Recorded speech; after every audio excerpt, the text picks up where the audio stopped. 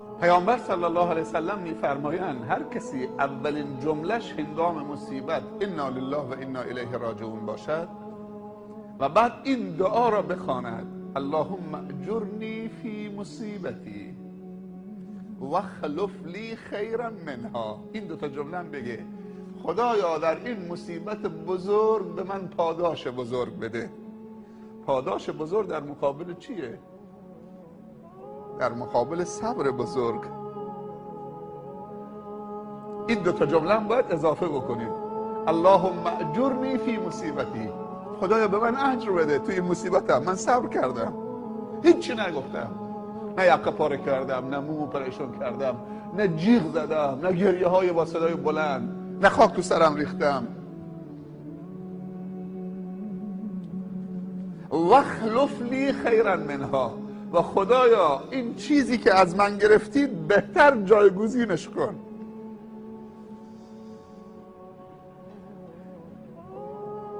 من بیچاری که عقیدم ضعیفه نمیدونم که تو خزینه خداوند بهترین ها وجود دارد. فکر میکنم همین پسر من بهترینه، فکر میکنم که همسر من بهترینه، فکر میکنم مادر من بهترینه، خواهر فکر میکنه شوهر خودش بهترینه. من یه مثال میزنم همه تصدیق میکنید که بهترین ها نزد خداست. پیامبر صلی الله علیه و سلم میفرمایند هر کسی بگه انا لله و انا الیه راجعون اللهم اجرنی فی مصیبتی، به فارسی بگید اشکال نداره، واخلف لی خیرا منها، خدایا من به خاطر تو صبر میکنم، به من اجر بده. خدایا چیزی که از من گرفتی مال خودته، اختیارش دارید، بهتر تو خزینه تو هست، بهتر به من بده.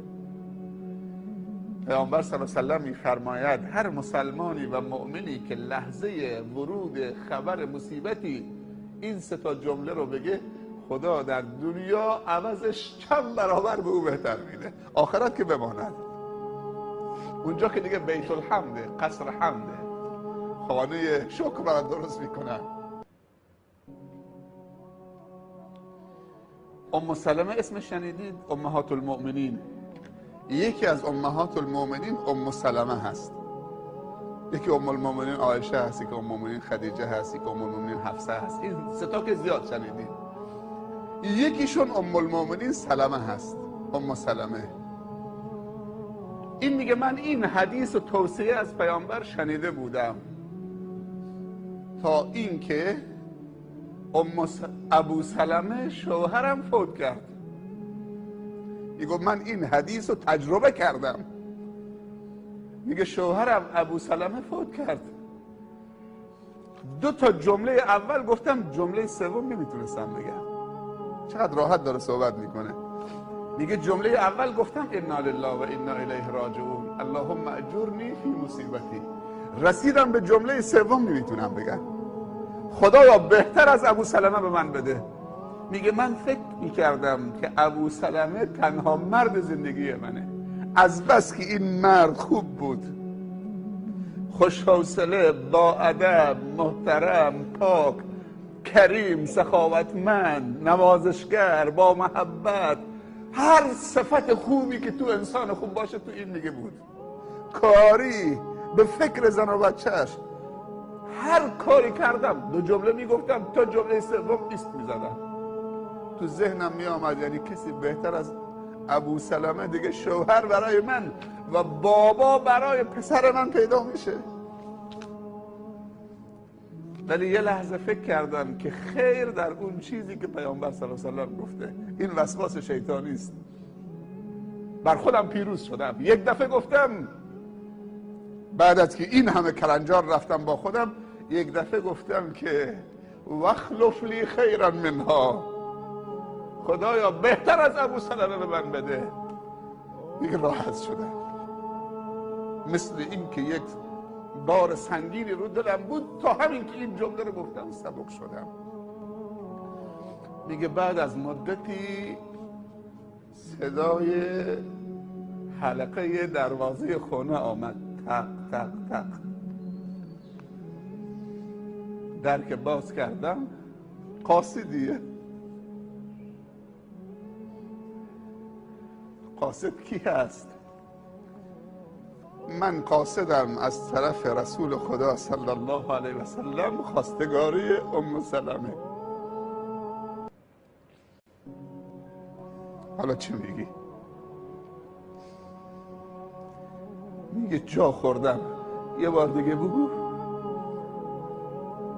من قاصدم از طرف رسول خدا صلی الله علیه و سلم خواستگاری شما، که شما بشی همسر رسول خدا صلی الله علیه و سلم. به نظر شما کدومی که اصلا قابل مقایسه هست؟ ابو سلمه با رسول خدا قابل مقایسه است؟ آن محمد که احمدش خوانند، نور چشم دو عالمش خوانند. محمد صلی الله علیه و سلم تا جایی رفت، 10 تا ما معراج داریم، 10 تا معراج، 7 طبقه آسمان، 7 تا معراج رفت. سقف آسمان هفتم بهش میگن سدرة المنتهی. این معراج هشتم بعد از سدرة المنتهی مقام قلم، بعد از مقام قلم عرش خدا. جبرائیل تا آسمان هفتم رفت، 3 تا دیگه نرفت. گفت اگر 1 قدم جلوتر بیام اینجا حد و حدود منه. نور الهی بالهای من رو ذره ذره میکنه. از اینجا دیگه باید خودت تنها برید. جبرائیل 7 تا معراج رفت، پیامبر صلی الله علیه و سلم 10 تا معراج رفت. حالا پیامبر صلی الله علیه و سلم آمده خواستگاری ام سلمه، همون که با خودش فکر میکرد که بهتر از ابو سلمه است، نمیتونم بگم. و آخر گفت بعد از این که ام سلمه بود، مادر سلمه بود، شد ام المؤمنین.